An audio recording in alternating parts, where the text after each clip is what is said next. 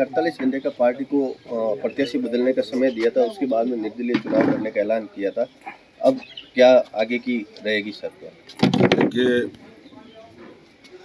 मैंने party high command को आग्रह किया था कि तमाम कार्यकर्ताओं की, जैसे सिवाना में हमने बैठक की, फिर सप्तरी में बैठक की, फिर आज सिंदरी में बैठक हुई।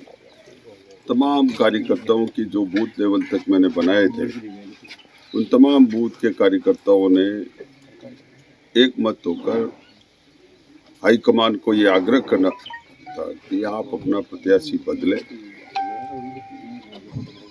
और सबसे ज़्यादा आशंकित कार्यकर्ता थे कि हमारे जो घोषित प्रत्याशी है, इतने दिनों से उनकी घोषणा होने के पश्चात में भी सिवाना पधारे नहीं है, और भी ज़्यादा चिंता का विषय था। और मैंने तमाम कार्यकर्ताओं को बैठ के उनकी भावना भी समझी, क्योंकि कार्यकर्ता मजबूत रहना आवश्यक है, और असली कांग्रेस है वो कार्यकर्ता और बूथ पर बैठे हुए कार्यकर्ता ही है। 48 घंटे का हमने समय दिया। 48 घंटे के समय के पश्चात में भी हाईकमान ने टिकट बदला नहीं है, और उस पर कोई इस तरह की कार्रवाई नहीं हुई है। आम कार्यकर्ताओं की भावना है कि हम लोग निर्दलीय के रूप में असली सिवाना कांग्रेस बनकर और चुनाव लड़े, इस प्रकार का मुझसे आग्रह किया गया और मुझ पर दबाव भी डाला गया। मैंने बहुत विचार विमर्श करके, मेरे मंथन चिंतन करके भी ये निर्णय लिया है कि कार्यकर्ताओं की जिस प्रकार की भावना है, हमारे प्रत्याशी महोदय है वो क्षेत्र में ही नहीं आए। क्या मालूम उनके मन में क्या आशंका है, और इन आशंकाओं को दूर करने हेतु मैंने निर्णय लिया है कि 6 तारीख को हम नामांकन आवश्यक रूप से भरेंगे, ताकि कार्यकर्ता मायूस ना हो, क्षेत्र खाली नहीं रहे। और चूंकि हमें सिंबल नहीं दिया, तो निर्दलीय प्रत्याशी के रूप में हम इसका नामांकन भरेंगे, और तमाम कार्यकर्ताओं को भी आह्वान करके वो कार्यकर्ता आते हैं, और कार्यकर्ताओं के अनुकूल हम रह के, और जिस प्रकार के जो निर्णय है, अभी हमने ये तय किया है कि हम आवश्यक रूप से नामांकन भरेंगे, क्योंकि ये सीट जब प्रत्याशी नहीं आया तो खाली रह जाएगी। इसलिए इस प्रकार का हमने निर्णय लिया कि 6 तारीख को हम, और तमाम हमारे कार्यकर्ता है वो सवेरे 11 बजे एकत्रित होंगे।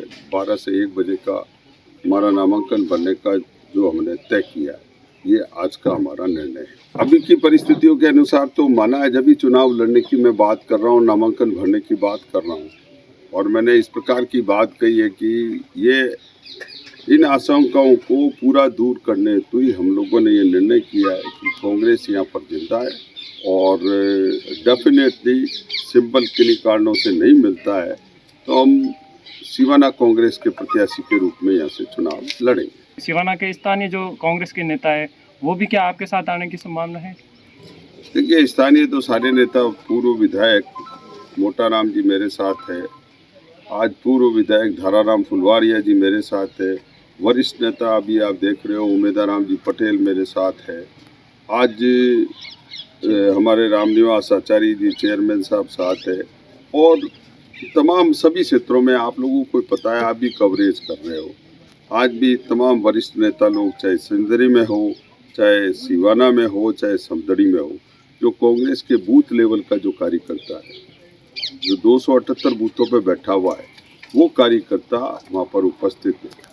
नेताओं की तो अलग अलग उनकी व्यू रचना रहती है, नेताओं के अपने अपने भाव होते हैं, मैं नेताओं के बारे में नहीं कहना चाहता हूँ, पर अंतरात्मा से कार्यकर्ता ये चाहता है कि चुनाव लड़ा जाए, और कांग्रेस इतने दिनों बाद मजबूत हुई है, तो इसको मजबूती के साथ में आगे जनता के समक्ष प्रस्तुत किया जाए प्रत्याशी के रूप में। सर, क्या माननीय सिंह से जो कांग्रेस ने प्रत्याशी माननीय सिंह जी को बनाया, आप उनसे बात हुई किसी के? देखिए, मेरी तो चुनाव घोषित होने से पूर्व, प्रत्याशी घोषित होने से पूर्व जरूर बात हुई थी, उसके पश्चात में मेरी उनसे कोई बात नहीं हुई और उनका क्या कार्यक्रम है, क्या स्थिति है, मेरी कोई जानकारी में ही नहीं है। आप और तमाम कार्यकर्ता भी आशंकित है इस बात को लेकर कि भाई प्रत्याशी कहाँ है, ढूंढ रहे हैं। आप क्षेत्र में लंबे समय से यहाँ की जो मूलभूत समस्याएं हैं उनको लेकर यहाँ की जनता आपसे क्या आशाएं रख के आपको वोट कर सकती है? देखिए, जनताओं में तो अपेक्षा है, जनताओं के अपेक्षाओं के अनुकूल मैंने बूथ बूथ स्तर पर जाकर कार्य किया है और तमाम प्रकार की सरकार की जन कल्याणकारी योजनाओं को मैंने पहुंचवाया है और जनता को इस बात की मुझसे अपेक्षा है कि मेरे पास जो कोई भी सामान्य आदमी कांग्रेस का कार्यकर्ता आया तो उसको समुचित, उसने जो अपनी समस्या बताई उसको निदान करने का प्रयास किया।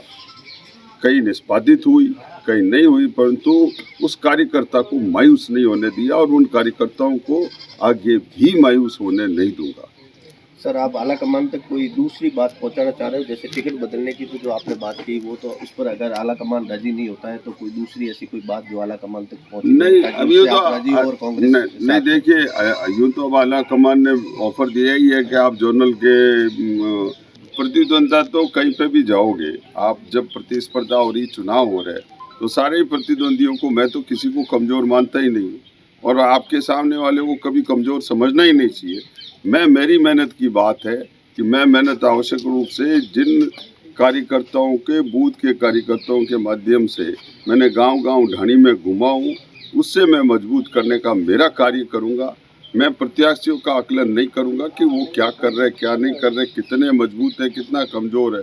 मैं ये कहना चाहूँगा कि मेरे बूथ पे मैं मजबूत होने की कोशिश करूँगा, मेरे कार्यकर्ताओं के साथ में मिलकर यही बात रखूँगा। बाकी प्रत्याशी से मुझे क्या करना, जो भी अपने नाम से थोड़ी होता है। प्रत्याशी तो बूथ पे जाएगा, आम जनता क्या चाहती है उस अनुसार निर्णय करेगी। सर, पार्टी ने आपको एक अच्छा पद दिया, पार्टी के अंदर एक आपकी अच्छी छवि है, अच्छी पहचान है, मुख्यमंत्री के आप बिल्कुल करीबी माने जा रहे हो। उसके बाद में आप निर्दलीय चुनाव लड़ने का ऐलान करते हो बागी बनके, तो इससे क्या संदेश जाएगा पार्टी में? देखिए, मैंने आपको क्या कहा है, मेरा तो बागीपन है ही नहीं। मैं तो शिवसेना कांग्रेस का प्रत्याशी बन रहा हूँ।